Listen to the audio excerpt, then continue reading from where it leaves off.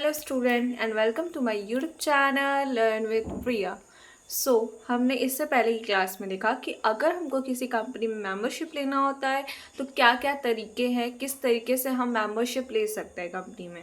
ठीक है, अब आज की क्लास में देखना है कि जब हम मेंबर्स जो हैं कंपनी में जब मेंबरशिप ले लेते हैं उसके बाद से उस कंपनी में उनकी क्या राइट्स होती है, क्या क्या उनके पास। जैसे हमारे पास होता है ना कि हम लोग हैं यहाँ के लोग, मतलब जो कंट्री में होते हैं उनके राइट्स होते हैं कि हम मेरे पास ये राइट है, अगर कोई मुझको गलत रेट पे कोई चीज़ दे रही है तो हम उसके अगेंस्ट पे कंप्लेन कर सकते हैं क्योंकि हमारे पास राइट है। तो उसी तरह से अगर कोई मेंबर किसी कंपनी में शेयर्स ले रखा है तो उसके पास क्या क्या राइट्स है, ये आज की क्लास में हमें देखना है। तो चलिए स्टार्ट करते हैं हम मेंबर्स के राइट्स के साथ।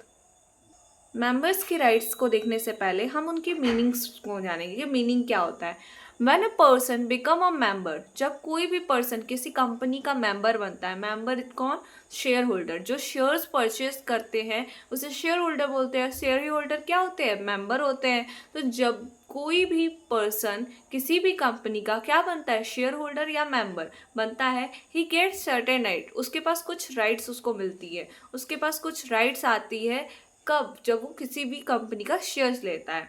एंड ऑल्सो सम ड्यूटीज़, और कुछ जिम्मेदारी भी आती है, और लाइबिलिटीज़, कुछ लाइबिलिटीज़ भी आती हैं। ठीक है, तो हम एक कंपनी से जैसे ही जुड़ते हैं, जैसे ही हम किसी कंपनी के मेंबर बनते हैं तो तुरंत हमारे पास तीन चीज़ें आती है। सबसे पहला राइट, कि अगर हमारे साथ कोई गलत कर रहा है तो हम उसके अगेंस्ट कंप्लेन कर सकते हैं, या फिर और भी बहुत सारी चीज़ें हैं, बहुत सारे राइट्स हैं जिसको हमको जानना है। दूसरा ड्यूटीज़, मतलब कि हमारा काम जो हमको उस कंपनी में करना है, क्या हमारी ड्यूटीज़ रहेगी। डिसीजन मेकिंग, अगर हम इक्विटी शेयर होल्डर है तो हमारे पास डिसीजन मेकिंग का है। अगर हम प्रेफरेंस हैं तो बाकी तो डिविडेंड मिलता है, लेकिन फिर भी हमारे पास एक ड्यूटीज़ होती है कि हमको ये काम करना है। फिर लाइबिलिटीज़, ठीक है, तो ये सारी चीज़ें हमसे जुड़ जाती हैं जैसे ही हम किसी कंपनी से जुड़ते हैं। राइट्स क्या कह रहा है? What a member can do और गेट। राइट्स क्या कह रहा है कि क्या एक आदमी को करना, मतलब जो पर्सन जुड़ेगा कंपनी से, जो मेंबर कंपनी से जुड़ेंगे उनको करना क्या है और उन्हें मिलेगा क्या, ये राइट्स होती है। लाइबिलिटीज़ क्या होती है? What a member must pay और बी रिस्पॉन्सिबल फॉर। लाइबिलिटीज़ क्या बताती है कि क्या जो पर्सन है, जो मेंबर है, जो कंपनी से जुड़ा है, उसे क्या देना पड़ेगा या क्या उसकी जिम्मेदारी है, उसे लाइबिलिटी बोलते हैं। लाइबिलिटीज़ हम सिर्फ ये नहीं बोल सकते कि आप किसी से पैसे लिए हैं तो आपके पास लाइबिलिटीज़ है।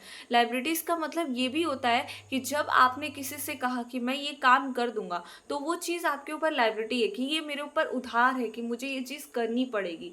तो वैसे ही यहाँ पे कि आपको क्या देना है या क्या करना है या फिर क्या जिम्मेदारी है, ये भी लाइबिलिटीज़ में आता है। तो यही चीज़ के बारे में हमको पढ़ना है। तो पहले तो हम लोग राइट्स के बारे में जानेंगे, नेक्स्ट क्लास में हम लाइबिलिटीज़ को देखेंगे। ठीक है, तो चलिए स्टार्ट करते हैं हम अपने राइट्स के साथ। राइट्स ऑफ मेंबर्स, जिसमें सबसे पहले दिया है right to receive copies of company documents. सबसे पहला राइट, आप किसी भी कंपनी को ज्वाइन करते हो, आप किसी भी कंपनी के शेयर होल्डर हो, तो आपके पास ये राइट है कि आपको कंपनी के डॉक्यूमेंट्स के फोटोकॉपी दी जाए। उसका मतलब जैसे कि आपको भी उसकी कॉपी मिले। ऐसा नहीं है कि आपको पूरा अंधेरे में रखा जा रहा है, आपको कंपनी के बारे में कुछ नहीं बताया जा रहा है और आपने पैसे लगा। जाहिर सी बात है कि आप किसी भी कंपनी में या कहीं भी इन्वेस्ट करते हो तो आपके पास पूरी राइट है कि आप उस कंपनी के बारे में अच्छे से नॉलेज रखो। आपके पास उसकी पूरी डिटेल नॉलेज होनी चाहिए, क्योंकि आप मनी इन्वेस्ट कर रहे हो, आप कैपिटल इन्वेस्ट कर रहे हो, तो आपको ये पता होना चाहिए कि क्या मैं जिस जगह पे पैसे लगा रहा हूँ वो जगह सही है या नहीं। तो इसीलिए सबसे पहला राइट आपका ये है कि आपको कंपनी के डॉक्यूमेंट्स का फोटोकॉपी या कॉपी होनी चाहिए, जो आपकी राइट होती है। ठीक है, तो इसमें क्या दिया है? Member have a right to get memorandum and article of association, financial statement, auditor report etcetera. मतलब जो जैसे मेमोरेंडम ऑफ एसोसिएशन हो गया, आर्टिकल ऑफ एसोसिएशन हो गया। मतलब ये क्यों चाहिए कि देखो, हमें ये पता है कि जो शेयर होल्डर होता है वो कंपनी के क्या होते हैं? ओनर होते हैं। उन्होंने जितनी ये शेयर खरीद रखी है उतने के वो ओनर हैं।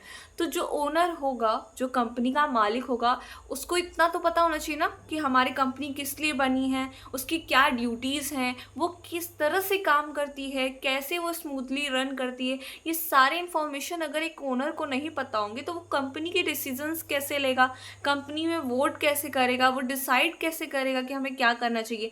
तो ये सारी चीज़ें हमें कैसे पता चलती हैं? तो कंपनी में तो एमओए होता है, एओए होता है, जो हमें सारे इन्फॉर्मेशंस देते हैं। तो इन सबकी फ़ोटो कॉपी किसके पास होनी चाहिए? जो भी शेयर्स खरीदता है, जो भी शेयर होल्डर है, उसके पास इन सब की फ़ोटोकॉपीज़ होनी चाहिए कि हम जिस कंपनी में इन्वेस्ट कर रहे हैं वो कंपनी करती क्या है, किस तरह से काम करती है, उसका कितना प्रॉफिट है, क्या वर्क है। ये सारी चीज़ें हमें डॉक्यूमेंट्स मिलती हैं जिसका फ़ोटोकॉपी उनके पास होना चाहिए, सारे शेयर होल्डर के पास। तो ये सबसे पहला राइट हो गया। अब दूसरे राइट की तरफ चलते हैं। दूसरा राइट है right to attend and vote at meeting.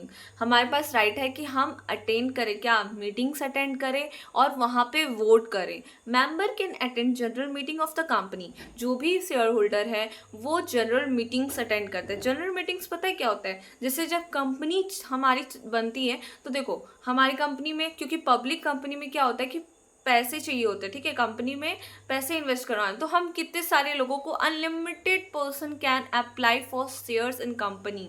Unlimited persons हमारी कंपनी में शेयर्स खरीद सकते हैं, उनके पास परमिशन है कि आप खरीद सकते हैं। तो इतने जितने लोग शेयर्स खरीदेंगे वो सब कंपनी के ओनर बन जाएंगे, और इतने सारे लोग हर रोज़ तो आ नहीं सकते हैं।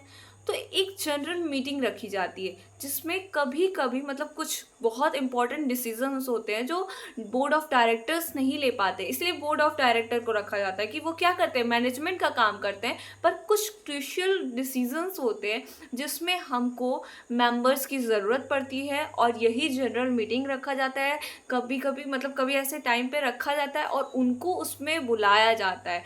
तो ये मेंबर्स की राइट्स है कि वो जनरल मीटिंग्स को अटेंड करें जो कंपनी में रखी जाती है। लेकिन वोट उनके पास ये भी है कि वो इम्पॉर्टेंट मैटर, जैसे मान लो कोई भी बात है, कोई भी मैटर्स है, कोई भी चीज़ है, तो वो वोट कर सकते हैं। जैसे इसमें लिखा है they can vote on important matters like appointment of director, approval of accounts. मतलब कि बोर्ड ऑफ डायरेक्टर जिनको रखना है उनके अप्रूवल के लिए, उनके अपॉइंटमेंट के लिए आप डिसीजंस दे सकते हैं, वोट कर सकते हैं। वोट का मतलब क्या है कि अगर मान लो कि कंपनी ये डिसाइड करना चाहती है कि वो बोर्ड ऑफ डायरेक्टर किसे बनाए, तो वो हमारे वोट के अकॉर्डिंग हम बना सकती है। तो ये हमारे पास राइट है कि हम वोट कर सकते हैं कि किसको हम बोर्ड ऑफ डायरेक्टर बनाएं या नहीं।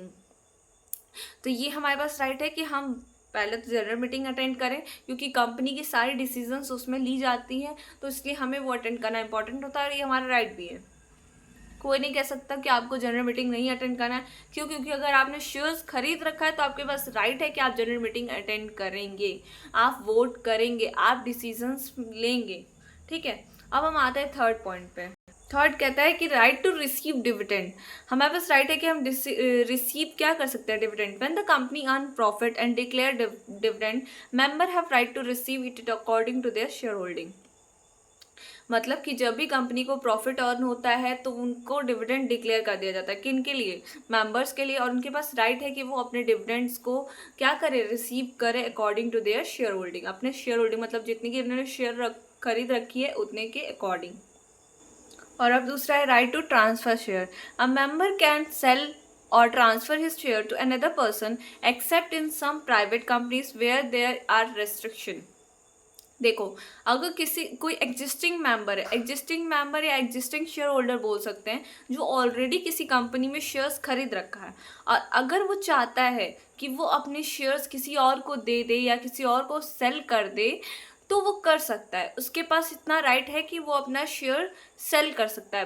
पर किस कंपनी में, किस तरह की कंपनी में? पब्लिक कंपनी में। प्राइवेट कंपनी में ये रेस्ट्रिक्शन होता है कि मतलब कुछ अगर नहीं रखा गया तो बात अलग है, लेकिन ज़्यादातर प्राइवेट कंपनी में रेस्ट्रिक्शन होता है कि आप अपने शेयर्स को सेल नहीं कर सकते। ये सिर्फ पब्लिक कंपनी में अलाउड है कि अगर आपने किसी कंपनी के शेयर्स खरीद रखे हैं तो आप दूसरे को सेल कर सकते हैं। तो ये भी राइट है कि आप अगर चाहते हैं कि अपना शेयर किसी और को सेल करें तो आप कर सकते हैं, पर सिर्फ पब्लिक कंपनी में। ठीक है, अब हम आते हैं अपने नेक्स्ट पॉइंट पे। एक मेंबर्स के पास ये भी राइट है कि वो इंस्पेक्ट कर सकता है बुक्स या रजिस्टर्स को। Member can inspect important record like register of member, annual returns etcetera. This give transparency.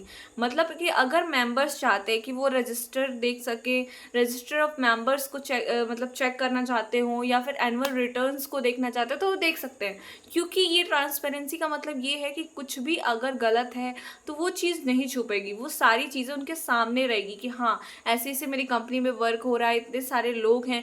तो ये सारी चीज़ें करने का उनके पास राइट है कि वो आराम से किसी भी रजिस्टर ऑफ मेंबर्स को जो रिकॉर्ड रखा जाता है उसको देख सकते हैं, एनुअल रिटर्न्स को देख सकते हैं। मतलब जो वो चाहते हैं कि एक क्लैरिटी के लिए देखना चाहते हैं वो देख सकते हैं, क्योंकि उनके पास राइट है कंपनी के रिलेटेड सारी इन्फॉर्मेशन को जानने का। ठीक है, तो चलिए आगे बढ़ते हैं। फिर सिक्स्थ है right to participate in surplus asset. मतलब कि उनके पास ये भी राइट है कि अगर company, if the company winds up, अब अगर कंपनी बंद होती है and after paying debts something is left, member get their share of the remaining assets. मतलब कि अगर कंपनी बंद हो जाती है, ठीक है, अपना डेब्ट्स मतलब उधार देने के बाद से अगर उनके पास कुछ भी बच जाता है, अगर कंपनी बंद हो रही है और उसने अपने सारे उधार पे कर लिए, उसके बाद से जो बच जाता है तो मेंबर्स के पास ये राइट है कि वो अपने शेयर्स रिमेनिंग एसेट्स से क्या कर सकते हैं, वापस ले सकते हैं। मतलब कि members get their share of the remaining assets. अगर उनका जो भी शेयर जितना उन्होंने इन्वेस्ट कर रखा है वो उनके एक एसेट के जगह पे भी मिल सकता है। तो ये चीज़ उनके पास सरप्लस है कि अगर कोई एसेट है तो रिमेनिंग एसेट उनको मिल जाएगा। फिर आते हैं अपने नेक्स्ट पॉइंट पे, और ये हमारा लास्ट राइट्स है मेंबर्स का ये लास्ट राइट है कि right to take legal action. इनके पास राइट है कि ये लीगल एक्शन टेक ये ले सकते हैं। Members can go to court और complain to registrar if company activities are illegal.